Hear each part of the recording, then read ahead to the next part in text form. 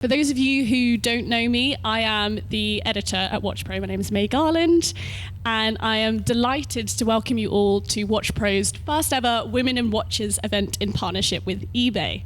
Thank you all so much for being here. We had such an incredible turnout today. Thank you so much for making the time to come down this morning.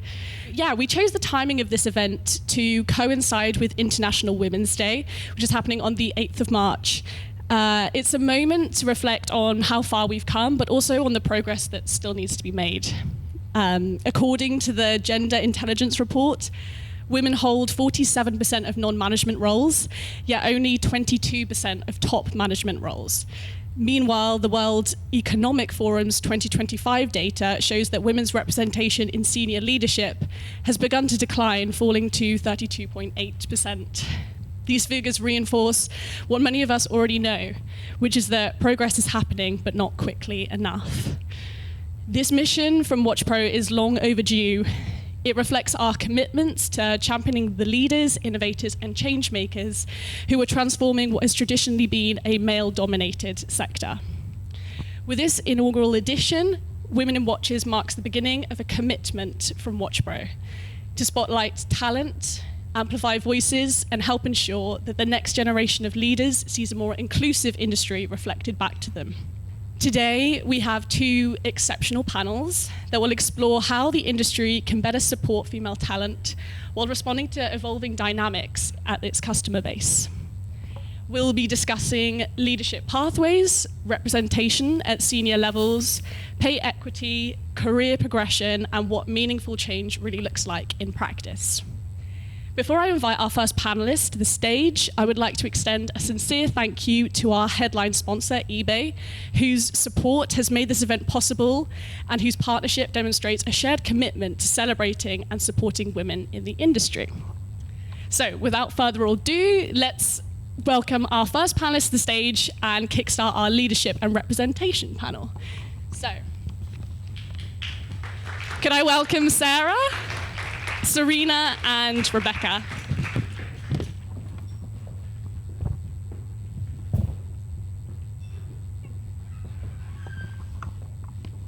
So I'd love to kickstart this kind of discussion. If you could each introduce yourselves, share your journey into the watch industry and what led you to your current role. So my name is Serena Gough. I have been in the industry since 2011. So I went to the British School of Watchmaking in 2011. And since then, I have worked for a number of retailers as a watchmaker, and then moving into taking on apprentices and training as well. And then really starting to promote watchmaking and the customer journey to my current position, which is at Laings. So I've been with Laings since 2019, and I look after craftsmanship there and also the customer journey. I'm Rebecca Struthers. I'm a watchmaker and historian. So I've been doing this for just over 20 years now, and I started out training in restoration and ended up setting up my own business, and I'm now an independent watchmaker. We make our own watches from scratch, and I'm also a historian, which kind of goes really well with restoration. But I've published a few books and did a PhD in it, and I love watches. Hello, I'm Sarah Baumann from Christopher Ward. I knew it was a bad idea to go third after these introductions. I am a relative newcomer, actually, to the world of watches. So I joined Christopher Ward about 16, 17 months ago. And prior to that, I had my first career, which was in advertising and marketing. So worked for different ad agencies across a whole host of brands, from TikTok to McDonald's through to Four Seasons and The Outlet. But did have a pivotal moment working with Basel World, kind of way back when it still existed. So had my first temptation of the world and glimmer into the world of watches back then. But coming with very much fresh eyes. Thank you all for being here today. So I'd love to kind of start by revisiting a statistic that I mentioned earlier. Women hold 47% of non-management roles, but only 22% of top management roles, which is still kind of shocking that we're in 2026 and that's still the statistic. Have you seen meaningful progress in leadership representation during your career so far? Perhaps, Sarah, actually, would you like to kick things off from the Christopher Ward perspective? Definitely. I suppose I draw on a lot of experience, which is useful or not. You can tell me, May, if I'm talking too much about kind of advertising, but it might be quite interesting because advertising went through this whole drive probably back to sort of 2007, 2008, when, you know, it had the realization that there were two big factors at play. You know, our audiences, consumers, were very, very powerful kind of women, and they wanted things differently, the way that, you know, the industry had been serving them, which I think is an interesting parallel for us in watches as well. And secondly, there was just this massive talent drain. We weren't getting enough women through, or women were leaving kind of later on, particularly after, I suppose, having families or wanting to do different things and reach that senior level, but finding it blocked as well. So it doesn't surprise me that these stats are still these stats. And I think the watch sector, if I may say as a relative newcomer, is probably one of the more traditional sectors that we have in industry as well. So yeah, it is still a really, really big challenge. I think it's really interesting when you look at the movement that's happening in the UK, in the US, and some of the more challenger micro-brand sectors actually in independence, where actually it's filled with people who want to do things differently, and with that spirit of doing things differently, that's where I think you get a lot more opportunities and a lot more openness to pushing women forward, and women feeling as though they're in the right environment to take on more senior leadership positions. Yeah, absolutely. I kind of like to delve in a little bit more, I guess, specifically into the structural barriers that you think still limit women's access to executive roles. Like, is there anything specifically that we're noticing that, I don't know, potentially we could change? Serena, do you have any thoughts on that? Yeah, to be honest, I feel that there's quite a few things that do limit women's access into the watch industry. So firstly, most things that we consume from social media or marketing is very, very product driven. So you don't always see the workforce and all of the roles and responsibilities that go behind bringing that product to life. So it's actually quite difficult to picture yourself in the industry because you don't know what it's made up of. So by bringing more visibility to the roles behind it, and also thinking about, okay, how can we engage with women that have lots of transferable skills that can bring them into the industry, which we desperately need those transferable skills because this is a very traditional industry, and there's lots of opportunity for people to make changes and modernize our industry with those transferable skills. So I'd really like to see that, you know, the fact that it's not all product, you can see the people behind it, and we're welcoming it because you are represented already in a business as a woman, so you feel far more welcome in applying for a role. Absolutely. Rebecca, do you have any thoughts kind of from the watchmaking perspective on? Yeah, I mean, visibility is so key. People can't aspire to do something if they can't see themselves or anyone like themselves doing it. And I think really getting past the attitude of, and this is something I experienced a lot in my early career, and I've directly had said to me as watchmakers that there's no point training female watchmakers because we'll just leave the workforce when we have children. And I've had that said to my face. I had that said to my face by a tutor of watchmaking while I was training. And you can see the old school attitude of it because to train a master watchmaker takes around 10 years. So that's a huge amount of investment to put into someone who, after 10 years, is just going to leave. But obviously, it's just not true. So it's getting past those barriers, and I think having women who are further on in their careers in these senior leadership roles just goes to prove that we don't disappear. Like nothing happens. We don't just vanish in a puff of smoke if we're supported. And I just think that's so valuable. And again, it's that visibility that people can see this, and there's this proven track record. It's just breaking through that point of being able to prove ourselves, being allowed to prove ourselves. Yeah. 100%. Yeah, that is strange how that stigma still exists. That it's almost like women need to choose between having a family or having a successful career, kind of. I wonder if any of you have experienced, like, how do you strike that balance, and how have you, managed to challenge that kind of stigma, I guess?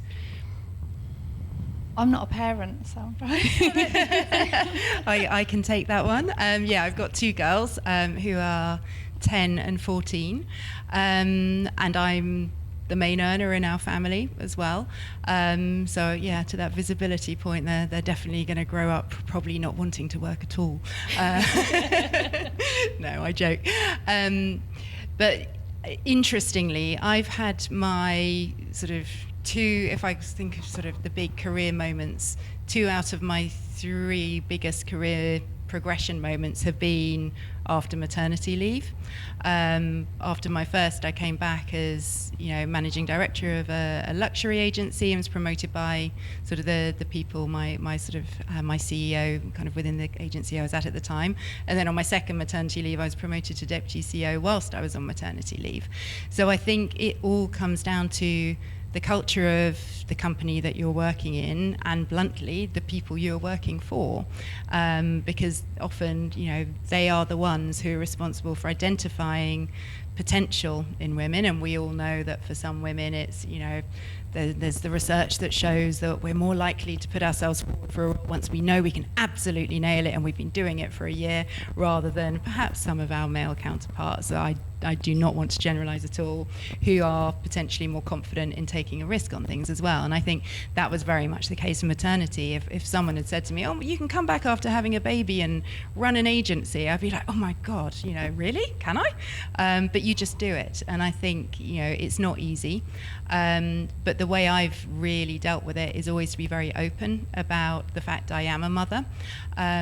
When I first started this agency, everyone worked till 9 o'clock at night, and most of the work was done over Prosecco.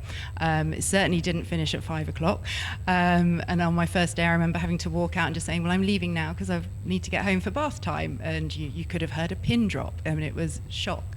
But I think the more and more we are open about that in the workplace, and I think there have been some phenomenal steps made around talking about sort of pregnancy loss and people actually trying to have babies, because if you don't have that conversation, there's still that stigma about actually coming out when you've had your first scan and admitting it and all that fear. That doesn't make a very healthy environment for women or men to work in as well. And I think some of the biggest sort of opportunities and progress made has been around shared parental leave, and actually the attitude towards fathers in the workplace, or partners who aren't kind of bearing the child themselves, because it's only when that becomes the norm that everyone's attitudes can change. It's all back to the seeing it and the visibility point. That's the way we can change.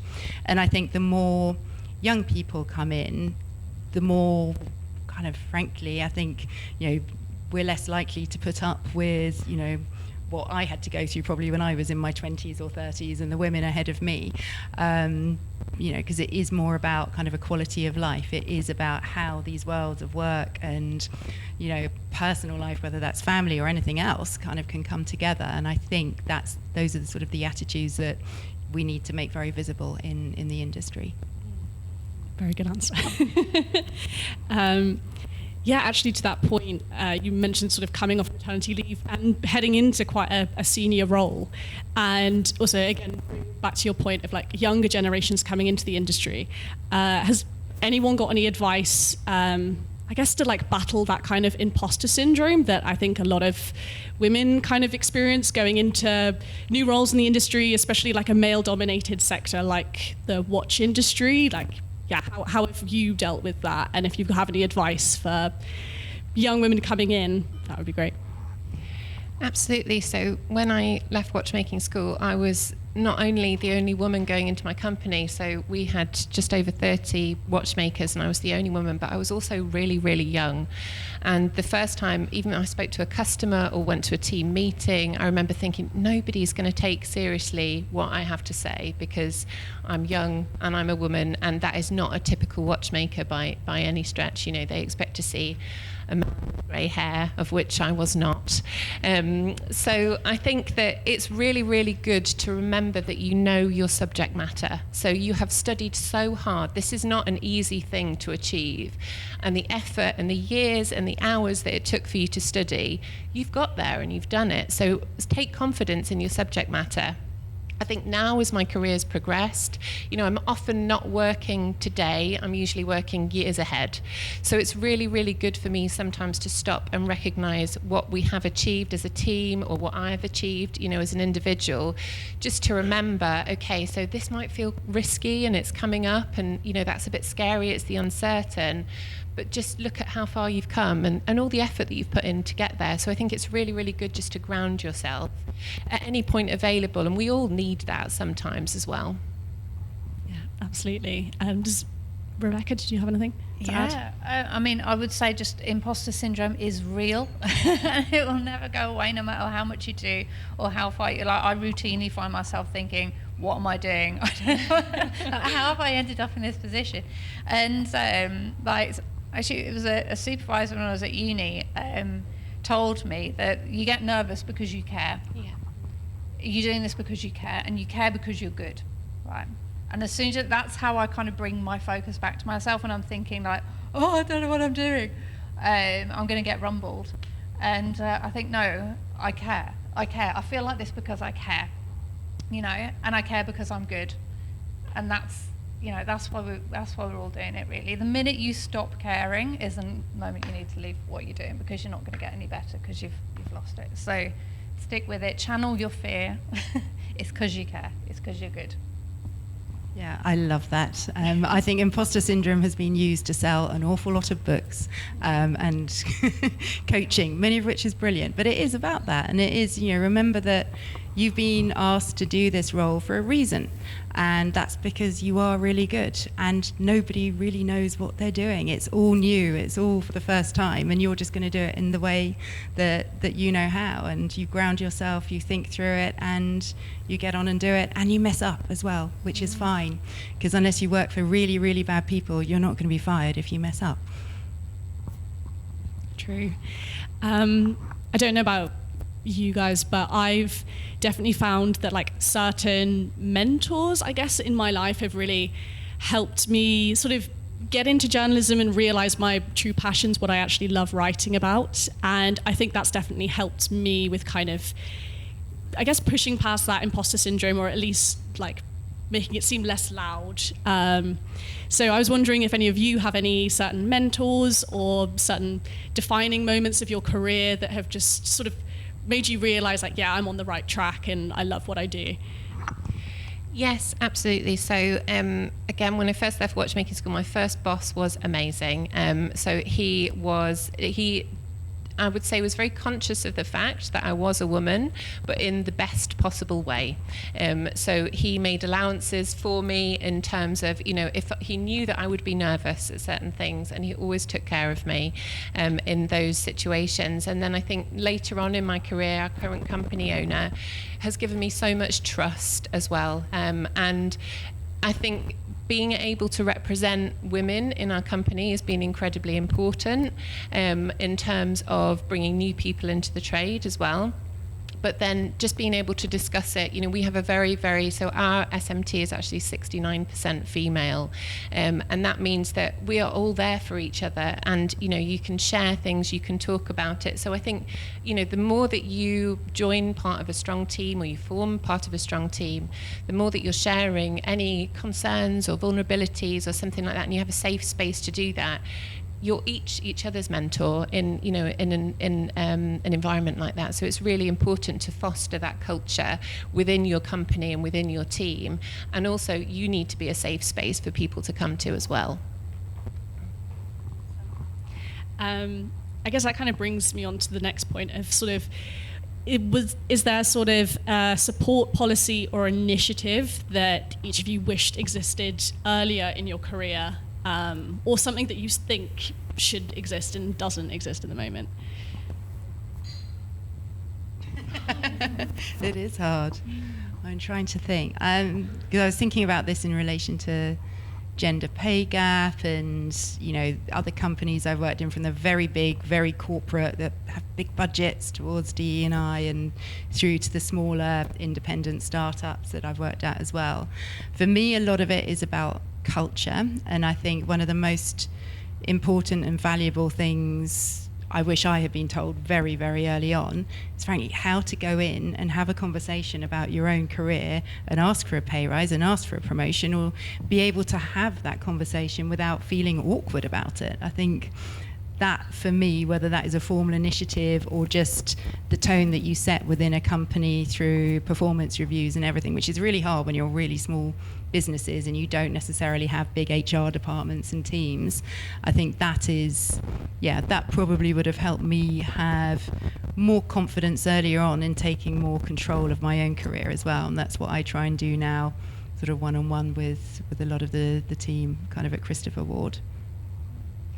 And I think from a watch perspective as well, I wish that I had known about the jewellery and watch industry whilst I was at school, because I didn't know anything about it. And as I said, the product that we see, I think there's a statistic which is about 75% of watches that are sold are men's watches. So a lot of the marketing relates to them. And that means that realistically, when we are consuming things, if we can't see it, we don't know that career pathway again. So, if I had known about watchmaking at school, and if I had known that actually all I needed was an interest in engineering or, being good at maths or any of those things that can bring us into this industry, that's not gender specific. If you look at the amount of women that are going into STEM now, it's really, really high. So if we engage more at school and university and college levels, then it means that people will see us as an option for their future rather than finding out about us by accident, which is exactly what happened to me. Absolutely. I think that kind of representation and early on in your career is really what is going to help, I guess, save the trade as well and get more young females interested in joining it. One thing I do think we should highlight is the fact that, the pay gap has been reported at up to 17 to 18% by the Gender Intelligence reports.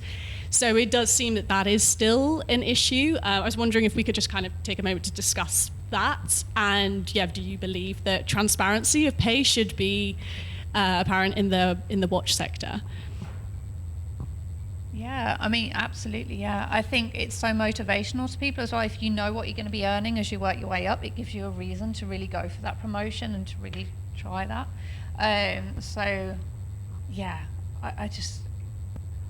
It's madness, really. I mean, when we consider as well, we're in an industry where you need a disposable income to support our industry. To not pay people enough to have a disposable income to support our own industry seems really counterproductive, doesn't it? But I think transparency, I'm always quite open about stuff like that across all industries. So I write as well, so in publishing and things like that too.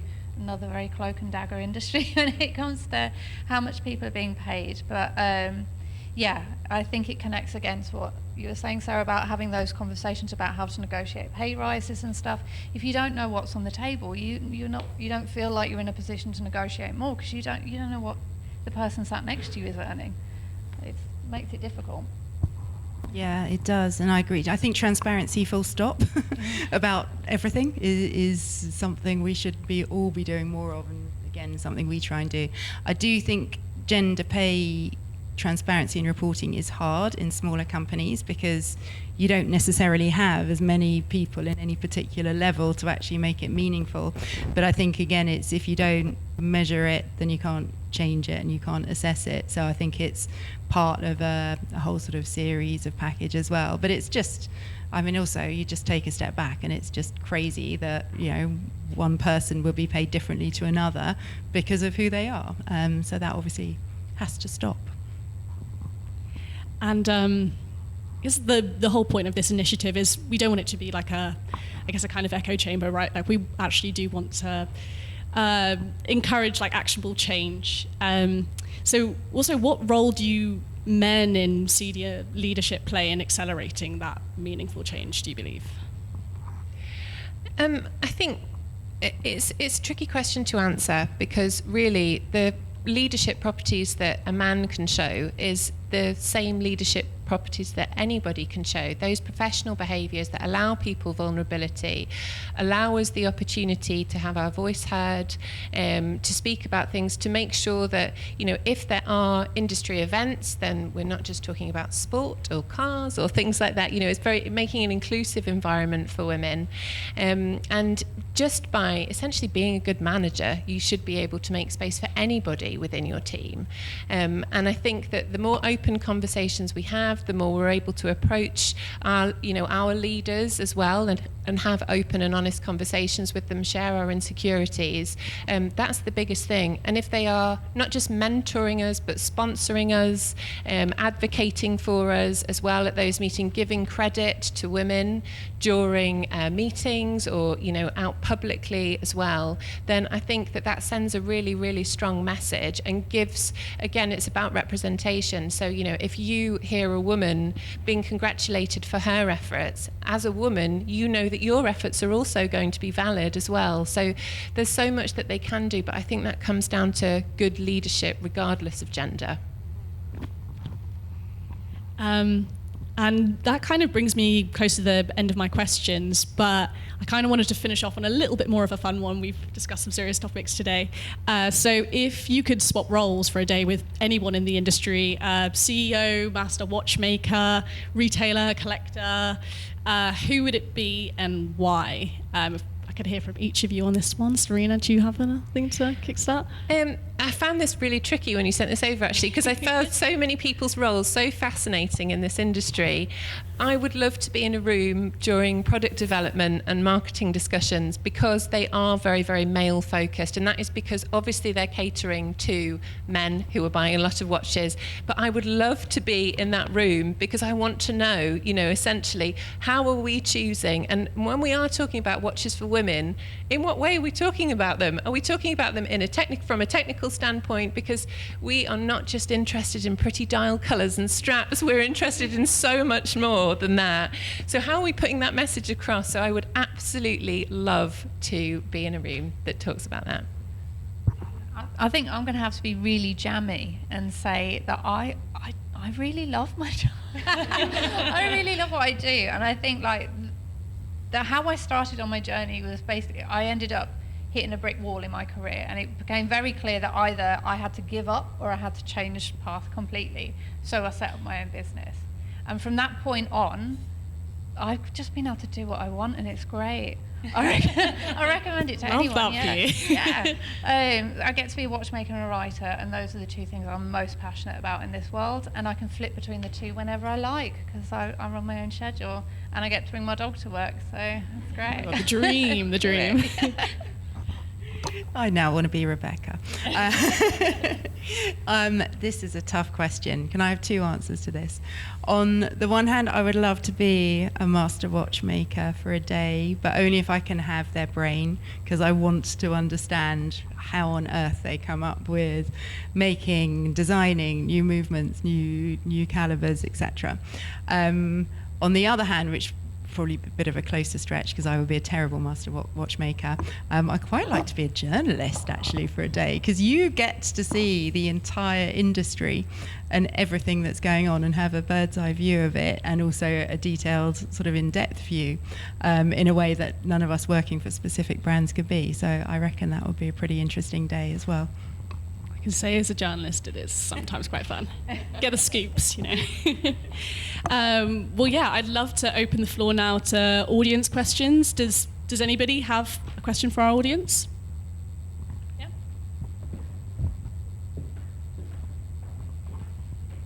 Hi.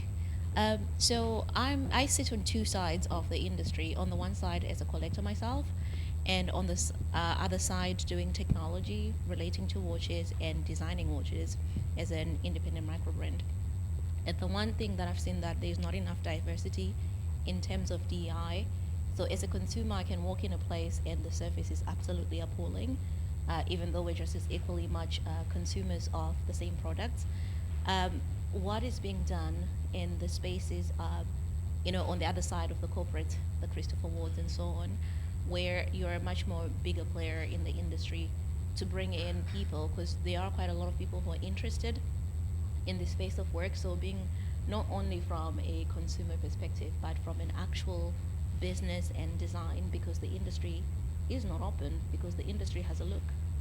If you're working into retail, it has a look, and that has a lot to say. So what's being done by the places you work at to remedy that? And it's not only a color thing, but also like an accessibility. If you're disabled, what happens to you if you're dyslexic, if you're physically unable to do certain things, can you work in the industry?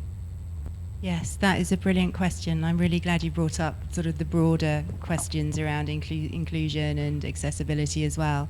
And there's several ways I'd probably like to sort of answer that, and I'd love to talk more to you afterwards as well. From a sort of probably one of the most sort of straightforward answers in terms of the experience of walking into a showroom, excuse me, we now have 6 showrooms, with more opening up in the US. And because we're we founded and we started as an online D2C with absolutely sort of the brand promise that we are for everyone. We are not the sort of exclusive Swiss watch industry. We're about creating the best quality products for the best design at prices kind of, obviously they're still not everyday prices, they're still a luxury item, but they're very transparent, 3 times markup. So we want to design watches that people can buy and lots of people can wear. So our whole experience at events, at showrooms, is meant to reflect that as well. So for example, everyone absolutely is welcomed and treated equally if they come in. They might be coming in to look at a strap, they might be coming in to look at a watch. We try and make we do make no judgment about that whatsoever.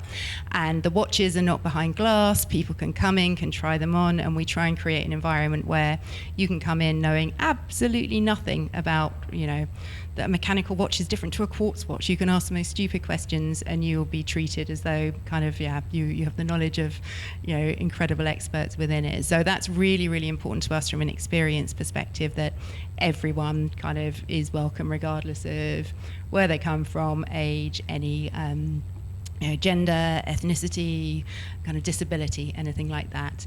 And I think that comes also from kind of the strategy and the policy inside the company as well, in terms of, really being open to people who come from different backgrounds, unexpected backgrounds. Now, do we have as diverse a mix of people as I would like to? Absolutely not. And I think there is a huge amount to go in terms of both Christopher Ward and the industry as a whole, beyond gender, into ethnicity, into LGBTQ, into disability as well. I think there are certain roles as well within watchmaking that you can that certainly favour many types of people as well. Like, I know we have a lot of neurodiverse people within our company, and they are fantastic and thriving and doing brilliantly.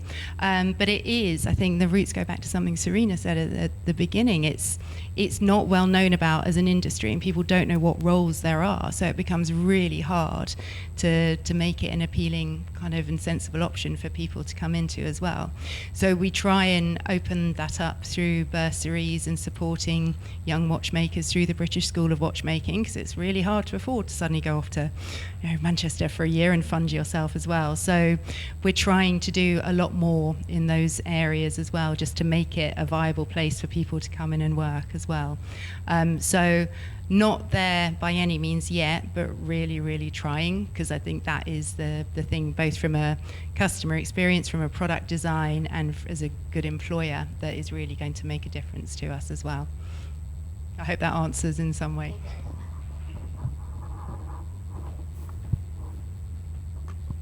Does anybody else have a question?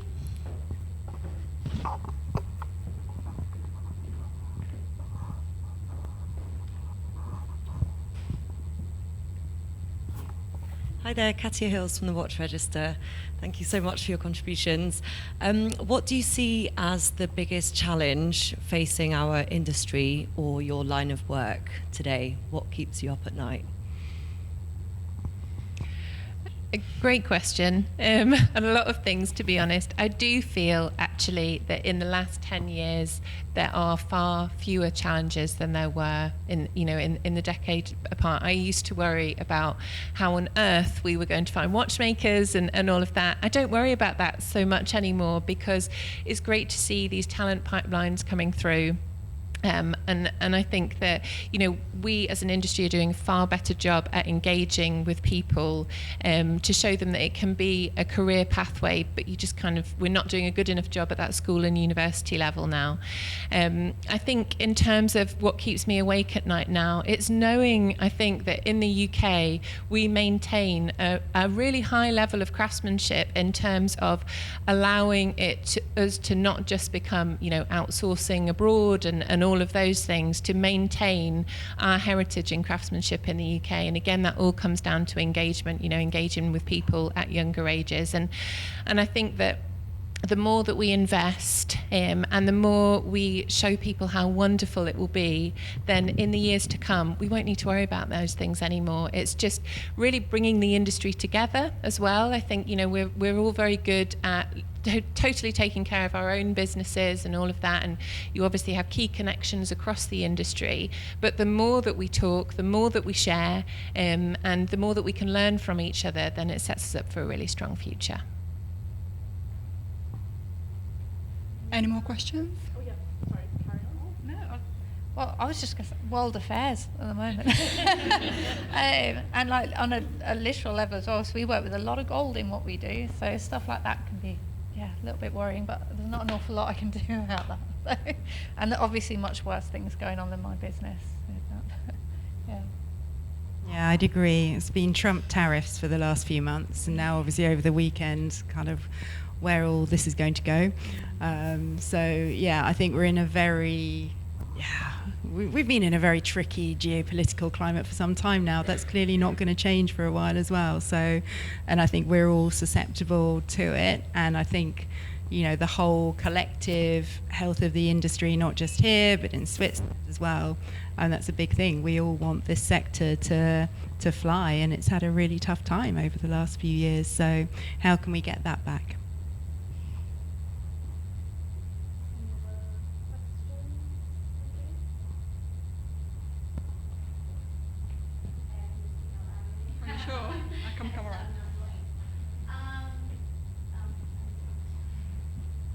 I guess my question is, like, through history, we women have had to fight for one singular role, which has in turn then put women kind of against each other to, you know, succeed and finally advance themselves.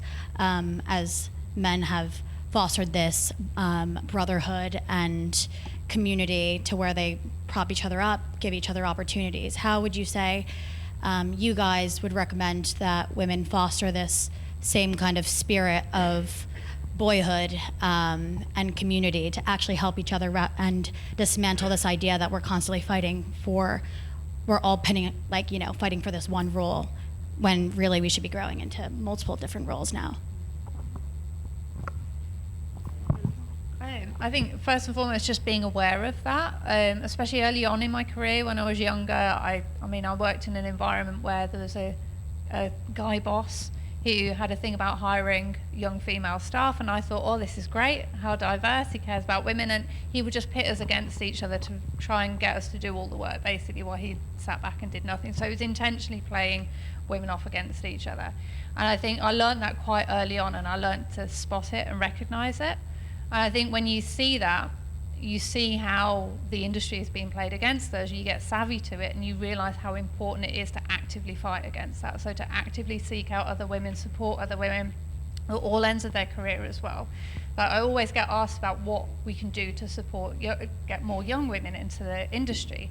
And I think, well, I kind of feel a little bit hesitant to try and get too many young women in the industry, because I don't see enough support for older women in the industry as well. You know, you kind of get pushed off a cliff towards the end of your career, don't you? There's not enough representation across the board, and until we get to that point where we've got women in management roles throughout their career and being supported right the way up until they retire, you know, I feel like we have to support women across the board and seek each other out, because we do often end up being the only woman in our company.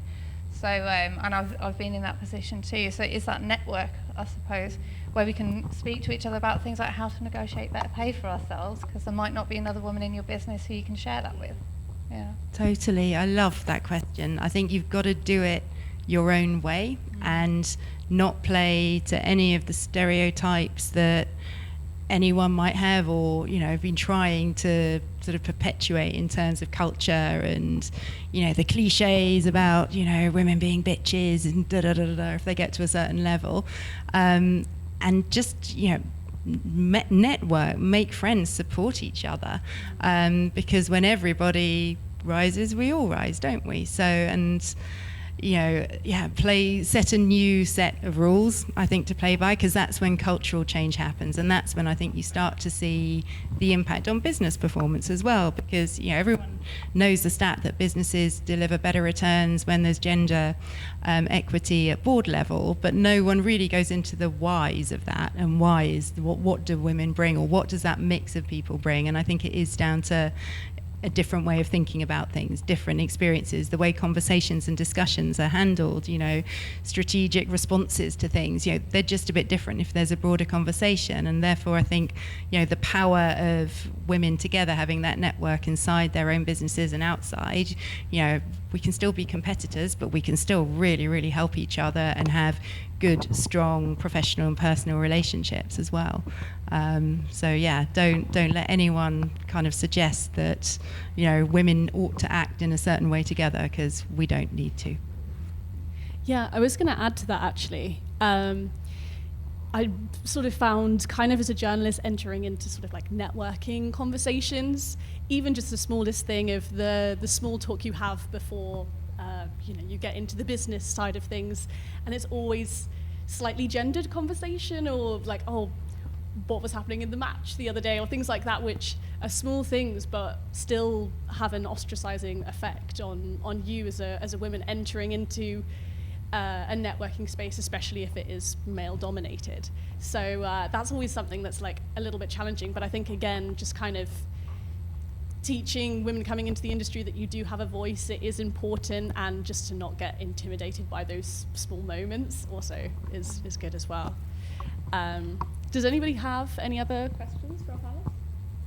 No? Okay, fab. Well, thank you so much to all you guys for your amazing insights.